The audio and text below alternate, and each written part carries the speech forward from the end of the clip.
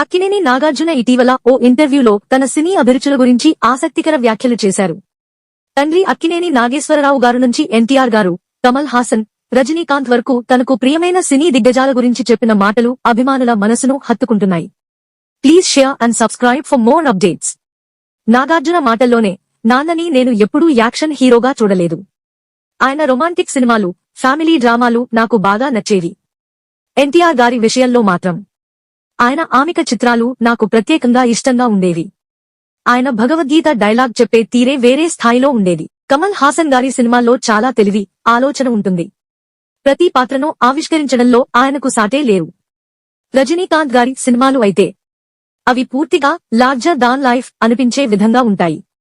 Style, mass అన్నీ కలిపిన super package. ఈ మాటల ద్వారా నాగార్జున సినీ తరం వారసత్వాన్ని గౌరవించడమే కాకుండా తన అభిరుచులను కూడా చక్కగా వివరించారు. ప్రతి నటుడి ప్రత్యేకతను అద్భుతంగా అభివర్ణించడం సినీ ప్రేమికులకు ఓ మంచి రెఫరెన్స్ గా నిలుస్తోంది. మీరు వీళ్లలో ఎవరి సినిమాలు ఎక్కువగా ఇష్టపడతారు?